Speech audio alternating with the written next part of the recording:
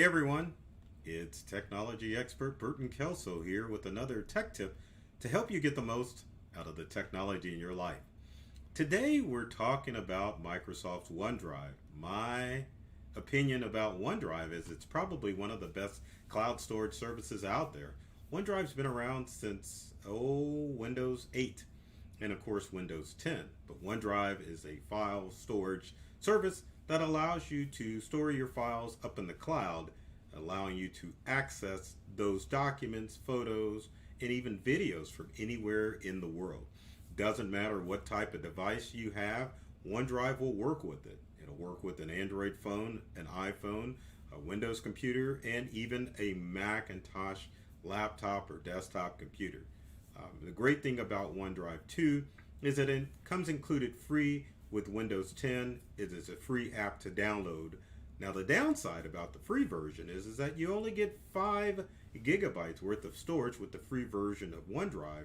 But the good thing about OneDrive is that it comes included with Microsoft Office 365, and you get at least 1 terabyte worth of storage, which is included with your Office 365 account.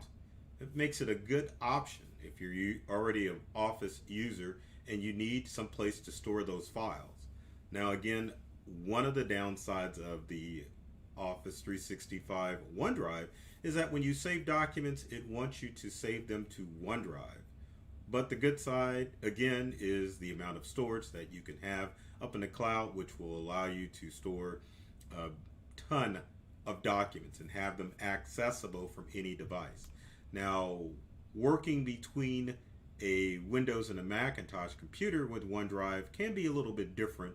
So I'm going to show you probably some of the best ways that you can use OneDrive and help get the most out of it on your device. We're going to take a look at a Windows computer here for starters and get started with using OneDrive. Now obviously there's a blank Windows 10 screen that you're looking at, but if you go down to the lower right hand corner, you can find your OneDrive icon, and as you can see, OneDrive needs my attention on my device. Now a quick explanation of why all of these error messages have occurred on my desktop computer is because I have a lot of Windows system files that are loaded on my desktop that OneDrive is trying to back up. Now going back to the desktop here, we can go back to OneDrive, and as you can see, there are 21 sync issues in OneDrive. These you can ignore because, as you can see by the file extensions, these programs will never back up. OneDrive only concentrates on known file types such as JPEGs or JPGs, GIFs, which GIFs, doc files, Excel files, anything that is normally a system user file. Also, I've got OneDrive set up to synchronize so that all of the items will synchronize between my Windows computers and allow me to see it on my Macintosh computers. So going back to OneDrive, let's go ahead and click on OneDrive and look on Open Folder.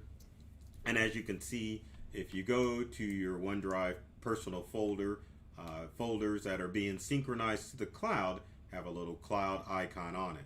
Now the ones that are going to the cloud are pictures, videos, documents, and even downloads. Now this icon here that you're seeing means that I've got my documents folder set up to automatically sync back and forth. Now the question is how in the heck can you do that? And that's a good thing because OneDrive allows you to synchronize, at least on Windows computers, your desktop folder, your documents folder, and even your pictures folder. It's a pretty simple process to get that set up. Going back to the desktop here, we can just click on our OneDrive icon, go to More, which you can't see because of the logo. Let me move this logo real quick so that you can see that. There goes the integral logo. Let's go back to OneDrive. As you can see, if you click on More, and then under Settings, let's go to Settings. It gives you the actual OneDrive settings screen where you can go in and modify your settings on your OneDrive device. So if you go into settings and look at your account, you can see that your OneDrive account shows you how much storage you have available. So if you've got the 1 terabyte That's with Office 365. You're going to get a terabyte of storage, and it shows you how much of that storage you have left. You can also go to choose folders that are available on this PC, and this shows you all of the different folders that are available. You can choose to make the folders available. You can choose not to make them available. That is your choice. Available just means that when you go to the OneDrive folder, rather than just having these folders in the cloud, you can definitely see these folders whether you're logged into your OneDrive account or if you're looking at your desktop computer, which brings up and allow OneDrive to be seen as an actual icon. So if we go over to the left-hand side of File Manager, as you can see, those are the folders that you can quickly access from your Windows desktop or File Manager to access your files. Now there's another way that you can access OneDrive, and that is in the cloud. Probably one of the quicker ways, if you do it, you can just go to onedrive.com and you can actually see your files in the cloud. Let's open up Opera. We'll switch screens, and then we'll go and type in onedrive.com. And it doesn't matter which browser you use. Obviously, Microsoft Edge is going to be the preferred browser, but if you sign in, it'll allow you to see all your photos, documents, and videos in OneDrive. This feature comes in handy if you're on the go and you don't have access to your computer, or if you're logged on to another device and you can't download the OneDrive app, i.e. a Macintosh computer.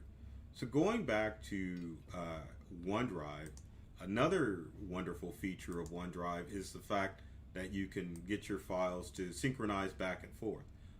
Doing that under the OneDrive settings, you can go to backup, and as you can see, important PC folders, backup my files, desktop documents, and pictures in OneDrive so they're protected and available on other devices.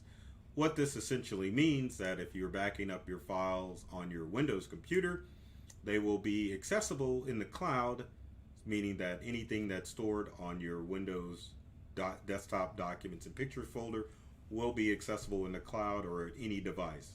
Now, this is a good scenario to set up OneDrive if you want to be able to access your files at any time in the world. The challenge of what happens with cloud storage services like Dropbox or even Google Drive, if you don't have the syncing option set up, you may have stored a file locally on your computer, but then when you're out and about and you want to be able to access that file, the synchronization process hasn't occurred, so you're not able to access that file. But using the backup feature under OneDrive, you can go through and you can click on this and enable backup. Now the backup is already set up, but when you go into manage folder backup, it will ask you if you want to back up your documents, desktop, and pictures, and it'll automatically start the synchronization process. It may take a few hours or even a day, depending on how many files you have, but it will back up your information, provided it is of the right file format. So if you accidentally have system files stored in documents or stored on your desktop or even pictures, OneDrive will not back up that information. It will only back up those files that are deemed workable documents. Also, too, you can adjust your update rate, which I always put don't limit because of the internet. You can also use Office applications to synchronize, and you can tell it to keep both copies so that you don't lose files, which is kind of important if you've got multiple files, or you can tell it to let you choose which file to keep. Now, keep both copies is not a bad idea when you're synchronizing information with OneDrive, because what happens is if you have duplicates, it will put a numeral after the duplicate file, which will kind of help you sort out duplicates if you're trying to consolidate everything as making OneDrive your sole folder in the cloud, or to synchronize between your Windows devices. One other thing that you can do too to kind of make your computer nice and clean as far as the synchronization process is you can redirect, on at least on a Windows computer, your documents, your desktop, and your pictures file so that it stores that information directly up into OneDrive. How do you do that? Pretty darn simple. Let's go back to our desktop. So what we would do is under File Manager, let's go ahead and minimize the quick access and all this other stuff, and let's go to, say, the desktop folder. You click on the desktop folder, or left click on the desktop folder, and then right click on the folder and then go to Properties. What you can do is choose the location or change the location. By default, this folder is going to be under Users, Burton, and then under Desktop. That's what it's stored locally. But if I want these files to synchronize seamlessly between multiple Windows computers and to store all my information up in OneDrive, I would tell it to move that information to the OneDrive folder. So doing so, I would click on Move, go to OneDrive, click on Documents or Desktop or whichever folder I have, hit Select, and then it will move that information to the desktop. So what happens is when I log into my Windows computer, all my desktop files are actually stored on the OneDrive folder. If you can do this, if you've got a computer that's low on storage, a Windows computer, or also too, you just want to keep everything consolidated in the cloud, so that way you have less clutter on your desktop, and it kind of helps keep your files a little bit more organized and accessible from anywhere in the world. Now keep in mind, you can only do this on Windows computers as far as synchronizing or doing the backup process. It does not work on Macintosh computers or other devices. Now, the way OneDrive becomes handy on a Macintosh computer is, and let's switch to a Mac, is that you have a OneDrive folder or an icon in two places. You can either have it up here in the corner and showing it in the Macintosh toolbar, or you can also have it down in the lower corner and you can access it in the lower right hand corner. Now of course the Mac would goof up when I'm trying to access it, but the good thing about the OneDrive with your Macintosh computer is that if you download the OneDrive app onto your Mac, it definitely will allow you to access your files on your Mac, and you can also create a shortcut on your Macintosh desktop that will allow you to quickly access those files. So if you have a cross-platform system such as a Windows or a Macintosh, you'll be able to access all of your files everywhere on your Mac and on your Windows computer without having to manage or move around different websites. You download the OneDrive app on your Mac. It allows you to access all that information in OneDrive. Now keep in mind with OneDrive, even though it is a cloud storage service, you have to make sure that you've got backups in place in order to make that work. Now if you've watched enough of my tech tip videos, you'll know that my favorite backup service is Carbonite. Now how does Carbonite come into play if you've got OneDrive set up?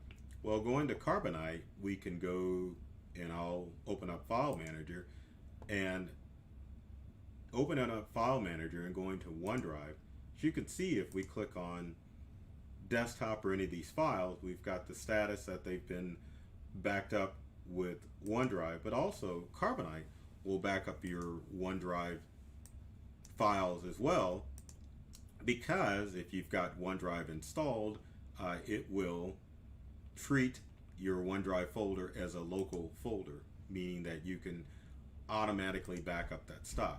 If you want to make sure Carbonite's backing up your stuff, you can definitely right click on the folder and you can tell it with Carbonite to back this up, which it's already set up to do a backup, so it doesn't matter. So with the combination of OneDrive and a cloud backup service like either Backblaze, iDrive, or even Carbonite, you can ensure that you've got multiple backups of all of your files in OneDrive and of course on your computer as well.